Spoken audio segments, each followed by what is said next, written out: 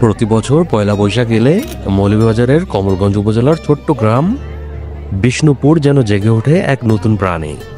বছরের এই দিনটার জন্য সবাই অপেক্ষা করে থাকে, কারণ এদিন বসে গ্রাম্য মেলা, আনন্দ আর ঐতিহ্যের মিলন মেলা।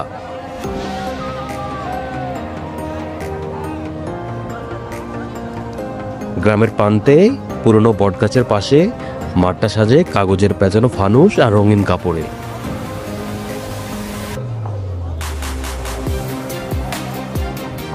ছোট ছোট দোকানে বিক্রি হয় হাতে বানানো মাটির পুতুল, বাঁশের বাঁশি, কাঠের ট্রাক আর রঙিন গয়না।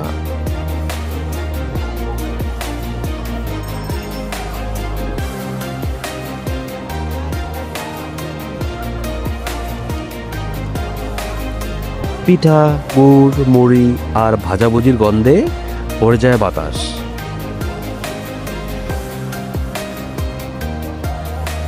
মেলার মধ্যমণি হলো সেই নাগরদোলা। গ্রামের ছেলেমেয়েরা সারি বেঁধে অপেক্ষা করে একবার ঘোরার জন্য।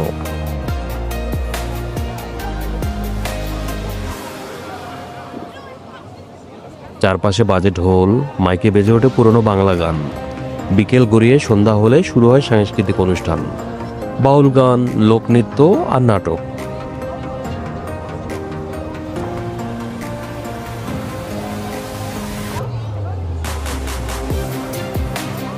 গ্রামের তরুণদের দল মঞ্চে তুলে ধরে তাদের প্রতিভা। নারীরা পরে লাল সাদা শাড়ি, পুরুষরা রঙিন পাঞ্জাবি। সকলে মিলে বলে শুভ নববর্ষ।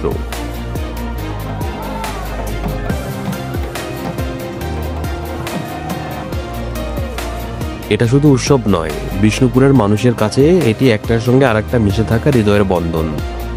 এই দিনটায় শুধু নতুন বছরকেই নয়, আমাদের শিকড়কেও আমরা আবার খুঁজে পাই।